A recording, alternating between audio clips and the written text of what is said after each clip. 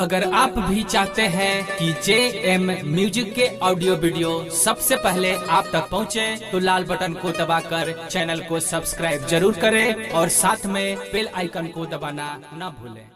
Hello hello hello check hello hello ध्यान दीजिएगा, जितने भी माता बहन भाई बंधु बूढ़े जवान पूरे दुनिया में कोरोना वायरस फैल चुका है, हाहाकार मच चुका है। उससे रहे सावधान, कोरोना वायरस से सावधान रहे। अगर किसी को भी किसी तरह का खांसी सर्दी हो तो जरूर नजदीकी अस्पताल में जाकर जांच करवाएं और अपने शरीर को स्वस्थ बनाएं।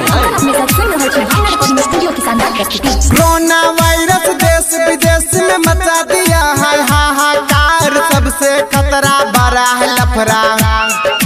जनता जग रहो सावधान, सुनो जी जनता सुनो जवान। सर्दी खांसी नाक का बहाना, श्वसन क्रिया में हो परेशान। ऐसा इसका मुख्य है लक्षण, नहीं डरो रहो सावधान। सावधानी है सबकी सुरक्षा, कथा सुन लो कोरोना वायरस का। हाथ धोइएगा साबुन से, नहाइएगा तो डिटोल डालकर, क्योंकि कोरोना वायरस ये वायरस किसी को नहीं छोड़ेगा मेरे भाई। चीन देश से निकला आया कोरोना वायरस, इसका नाम जगह जगह है इसका चर्चा। वैज्ञानिक भी है हैरान, अमेरिका में इमरजेंसी दुनिया काफी हुई है इनसे, हिंदुस्तान भी है हैरान। मचा है दुनिया में कोहराम, कई देश में जा चुका है। आतंकवाद से भी बड़ा है कोरोना वायरस का अत्याचार। चीन देश में फैल चुका है, इसका इलाज नहीं है फिलहाल। क्या बताऊं उस खुदा की करिश्मा कि कब किस पर बरस जाए, इसलिए मेरे यारों अपनी सुरक्षा खुद करें। अंडा मांस मिठाई और ठंडा नहीं करे जलपान, बच्चों को भी नहीं खिलाएं। खान पान पर रखें ध्यान, भीड़ जगह जब हो इंसान। मुंह में मास्क लगा कर रखें, डरो नहीं न हो परेशान। साबुन से ही हाथ को धोना, अपनी सुरक्षा कर लो भाई।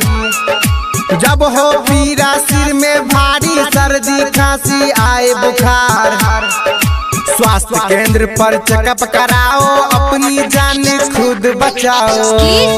घर का खाना खाना है, बाहर का ना जलपान करना है। जिंदगी बची तो यारों हर बार फिर से हर वायरस से लड़ना है। राइटर रामा शंकर लिखा है, मुफ्त में मिल रहा है ज्ञान। बात को भाई गौर से सुन लो, ना हो ये कोई परेशान। साफ सफाई में रहना हमेशा, माता पिता के हो तुम शान। बात हमेशा ध्यान में रखना, करना न कोई धूम्रपान। जीवन सबका बहुमूल्य है, हरा सके न कोई तुमको। स्वच्छ रखो हो वातावरण को, ये सब नियम है हर रोज का। बात मान लो राजा अफरोज का।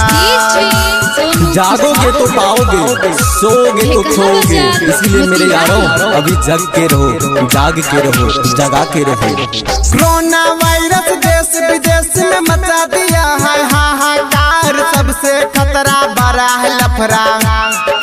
जनता जग रहो सावधान, सुनो जी जनता सुनो जवान।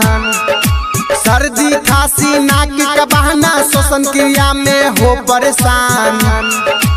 ऐसा इसका मुख्य है लक्षण, नहीं डरो रहो सावधान। सावधानी है सबकी सुरक्षा, कथा सुन लो कोरोना वायरस का।